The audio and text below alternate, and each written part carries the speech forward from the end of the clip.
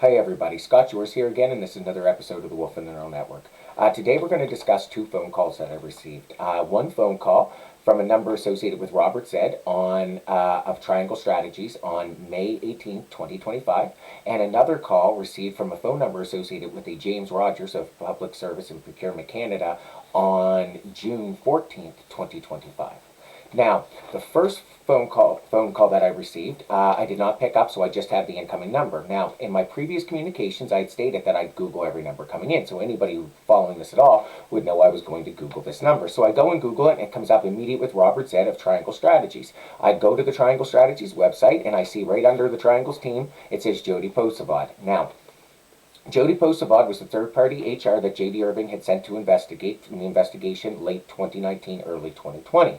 Now, if you go back a little bit further, on April 30th, 2025, I posted the video directed at Irving Shipbuilding regarding the investigation and directly mentioned Jodi Posavad, Jim Perrin, and a few of the other managers, and stated that, you're going to come forward and you're going to speak to CSIS and the RCMP regarding what occurred.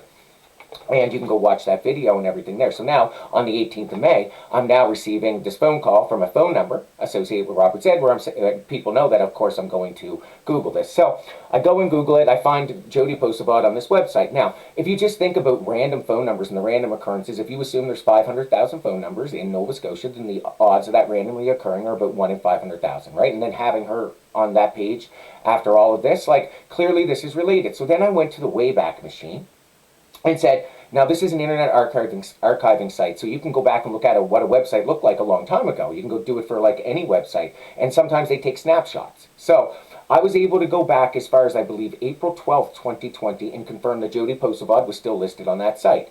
Okay, so now I'm getting this phone call from this number associated with Robert Zed, and I can go as far back as to see that he was directly associated with Jodi Posavad going back to August 12th, 2020.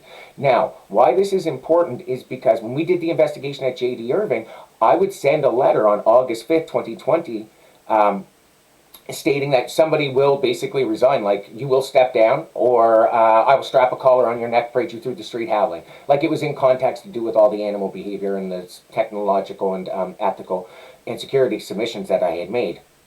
The next day, Stephen McNeil would suddenly announce he's stepping down and would leave politics, right? So now you've got this association where Jodi Posavad was part of that. These people had all seen that type of correspondence because it was escalated to the government. You've got these types of associations. Now your question is, did Jodi Posavad get that position because of this investigation, or were they the body sent to actually investigate? Right? Now, during the investigation, Jim Perrin told me that Jodi Posavad was part of this meeting. We went and did an audio recorded meeting. I agreed to it at the shipyard. Now, that's where I would meet Jodi Posavad. They made serious mistakes in that meeting. I would submit serious technical review showing she had technical flaws, and an ethical review, multiple of them. And they were well detailed and well done. And then I immediately was told by Jim Perrin I was never meant to contact her. So it looked like they were using her to entrap me or some way. I didn't understand what was going on, but I never did anything. I never continued to engage her. I didn't do anything like that. So you can see how she's a relevant part of this story, right?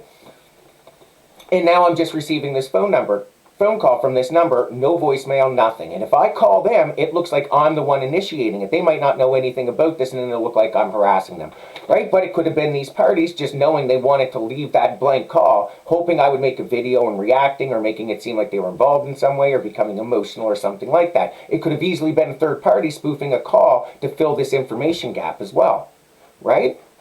You don't know. The best thing to do is to do an analysis on it, break it down, show the relationships, and release it to everybody so you get to evaluate it for yourself. All right, so the next one here is a phone call that I would have received on the 14th of June, 2025.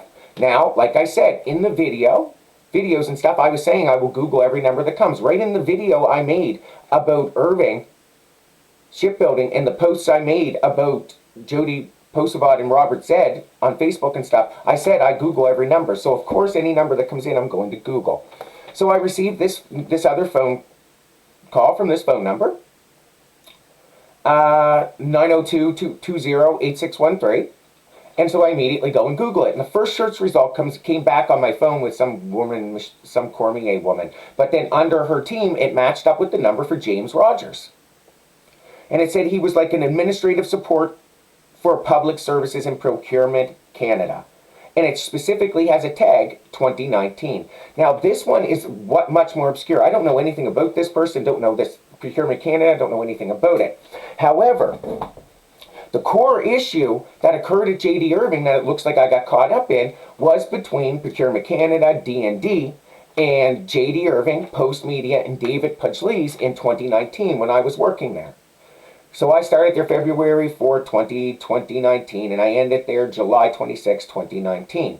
Okay? And they had this big issue between David Pudgley's and the government and everything, and J.D. Irving threatened to sue, and it got all out of control and wild like that. You'll then see the EMIC contracts will start about, July 5th, 2019. Again, consistent with all this. I would then find my phone's GPS and location set to the household that matches those contracts, and the behavior and everything, right? But this all seems to center back around two people. Well, not two people, but Procurement Canada and the Mark Norman case in 2019 and something going on with Post Media. Now, I don't know, right? I don't know anybody from Procurement Canada. Now, what I do know is if you think about that address, where my 9330, Stillwater, Nova Scotia, where my phone's GPS was set, which matches these EMIC contracts from 2019, right? Like, if you follow that chain of events and go and look in those land records, it takes you back to events around when Mark Norman would have had to step down. But the thing is, these land transfer events must have come from realtors. Now, when I look at these people and their teams around James Rogers, it's stating they're involved in real property business management. So logically, Procurement Canada would be the ones who would have to lease these houses or do something like that. Am I right? So then the owner of that address is also registered as a realtor. You'd have to move that address around somehow, right? So now I'm receiving a call from somebody from this phone number associated with James Rogers, which would directly says Procurement Canada 2019. So if this was somebody trying to trigger me or get me to look at it, that might be the point they want me to look at. But if you go deeper and look at it and they says real property business management, well then those land transfer events with 9330 highway number 7 Stillwater, Nova Scotia had to come from somewhere. Somebody had to procure that. Wouldn't it be Procurement Canada? Is somebody trying to feed me this? I don't know. But this is good information and somebody should be looking at it. I can't say what it is or isn't, but there's journalists and stuff out there who will be able to take a look at this. Right? So everybody, I'm not making an accusation anybody called me or anything like that. Right? I never spoke with anybody in these calls. The first one was just an incoming number. I never called back. This one I did. The second one with James Rogers, I did pick up, but there was nobody there. Okay, so the best that I can do is provide this information and allow you to do a review and to do a breakdown and to make decisions for yourself. You see what I'm talking about? There's information that directly associates the Robert Zed one. That one is very cut and dry, right? Like something is very clearly going on there. But this Procurement Canada one's a little bit different and a little bit harder to associate, but you've got to think about it. Like, who would have purchased those addresses if they were purchased for government contracts? It must have been Procurement Canada. Well, it's reasonably to say that's who it was, right? And that seems to be where we're headed with that case. And it could be to do with this Mark Norman thing and this David Pudgley's thing. Not really sure. It's there for you to make your own decisions. I'll make sure that there's infographics, that there's pop-ups. You know, I tried my best. This isn't scripted, so I probably left something out. I'm not editing any video in, and I'm not going to edit anything out. I'm just going to do some pop-ups and everything. So I did my best, everybody. I hope you enjoy. Have a great day.